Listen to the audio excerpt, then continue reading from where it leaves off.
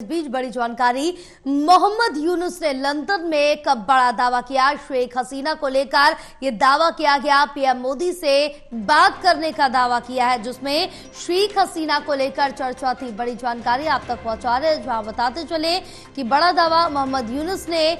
London में किया है। शेख हसीना को लेकर यह बड़ा दावा उनकी तरफ से किया गया, पीएम मोदी से बात करने का यह दावा किया है, जिसमें शेख हसीना को लेकर चर्चा हुई थी। हमारे साथ प्रदीप लगातार बने हुए हैं और ज्यादा जानकारी लेंगे। प्रदीप, क्या कुछ अपडेट मिल पा रही है इस पर, जिसमें कहा जा रहा है कि मोहम्मद यूनुस ने यह बड़ा दावा लंदन में किया है, जिसमें उन्होंने शेख हसीना को लेकर यह दावा किया है? देखिए, बांग्लादेश में जिस तरीके से तख्ता पलट हुआ, शेख हसीना सरकार का तख्ता पलट किया गया और जिस तरीके से हालात बने वहां पर, उसके बाद शेख हसीना को भारत आना पड़ा और इस हालात में कहीं ना कहीं भारत कूटनीतिक प्रयास कर रहा था। इस बीच जो मोहम्मद यूनुस है उनको हटाने का दबाव पड़ा और कहीं ना कहीं पिछले दिनों वो काफी यहाँ पर ये इसके नजदीक थे कि वो इस्तीफा दे देंगे, लेकिन इसके बाद फिर से उन्होंने ये तेवर दिखाए कि वो सत्ता में बने रहेंगे। तो सत्ता में बने रहने के लिए अब जो है मोहम्मद यूनुस जो है राजनीतिक हथकंडे अपनाते नजर आ रही हैं, अलग अलग बयान वो देते नजर आ रही हैं। लंदन के चैथम हाउस में एक कार्यक्रम के दौरान उन्होंने बयान दिया है, जिसमें उन्होंने ये दावा किया है कि उनकी बातचीत प्रधानमंत्री से हुई थी पिछले दिनों और कहीं ना कहीं वो ये चाहते थे कि शेख हसीना जो बयानबाजी कर रही है भारत में रहते हुए, वो बयानबाजी उनके बांग्लादेश के खिलाफ, उसमें कहीं ना कहीं हिंसा को बढ़ावा मिलता है। हालांकि जिस तरीके से हिंसा का सहारा लेते हुए वहां पर शेख हसीना की सरकार को पदस्थ किया गया, तो अब शेख हसीना के बयान से नाराजगी जता रही है मोहम्मद यूनुस। लेकिन साथ ही वो ये भी कह रहे हैं कि जब उनकी बातचीत हुई,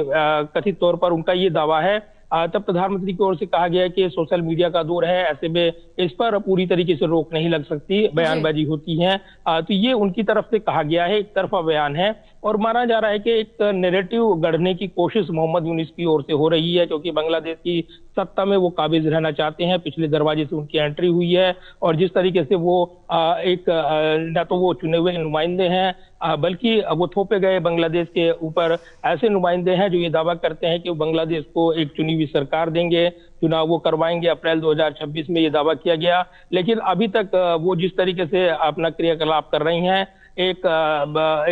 जो अन्य देशों का जो संतुलन होता है और जो नियंत्रण होता है रिमोट कंट्रोल का, उससे वो संचालित होते नजर आते हैं। लिहाजा भारत के जो हित है बांग्लादेश के साथ, वो दीर्घकालीन हित रहे हैं और बांग्लादेश का जो उदय हुआ था 1971 की वार के बाद, तो ये जरूर है कि पूरी दुनिया इसको बात को जानती है, लेकिन वहां पर जो सत्ता समीकरण नए सिरे से बन रहे हैं, उसमें मोहम्मद यूनुस अपनी भूमिका प्रमुख तौर पर देख रही हैं और इसलिए इस तरह की बयानबाजी नैरेटिव बढ़ने की कोशिश कर रही हैं, ये राजनीतिक कूटनीतिक विशेषज्ञ मानते हैं। बिल्कुल प्रदीप, क्योंकि जिस तरह से देखे कि बांग्लादेश में जो तख्ता पलट इससे पहले भी हुआ था और इसके बाद अभी भी मोहम्मद यूनुस के टाइम पे भी वही स्थिति बन रही थी प्रदर्शन की, और उनकी तरफ से भी साफ तौर से कह दिया गया था कि जब अपने फैसले लेने की इजाजत नहीं है तो किस बात का पीएम, तमाम बातें उनकी तरफ से भी ये कही गई थी, लेकिन अपने फैसले से फिर से पलट गए और सत्ता पर काबिज रहे, इस्तीफे देने की बात को नकार दिया।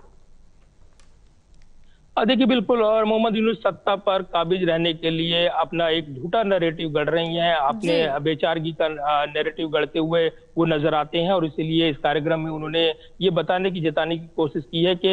बांग्लादेश को अस्थिर किया जा रहा है, लेकिन जब अस्थिरता के दौर में एक चुनी हुई सरकार को अपदस्थ कर दिया गया, तब उसकी जवाबदेही मोहम्मद यूनुस नहीं लेते हैं और इसीलिए जो चुनाव है अभी तक वहां पर नहीं हुए हैं, बल्कि जो शेख हसीना उनकी पार्टी, उसको दरकिनार करने के लिए पूरे हथकंडे इस्तेमाल किए जा रहे हैं। जिस तरीके से शेख हसीना ने बांग्लादेश को आगे बढ़ाया और कट्टरपंथी जो विचारधारा थी उस पर लगाम लगाई, उसका उदय हुआ था, बांग्लादेश का एक नए उदय के तौर पर बांग्लादेश को देखा जा रहा था। लेकिन अब कट्टरपंथी हाथों में जाने के बाद कहीं ना कहीं बांग्लादेश पिछड़ता हुआ नजर आ रहा है और इसको नैरेटिव को गढ़ने की कोशिश अब मोहम्मद यूनुस कर रही हैं, जो कि एक चुनी हुई सरकार की नुमाइंदगी नहीं करते हैं, बल्कि वहां पर जो हालात बने उसमें उन्होंने सत्ता हासिल की है। तो कहीं ना कहीं एक बड़े सवाल है कि चुनाव के बाद क्या परिस्थितियां बनती हैं, लेकिन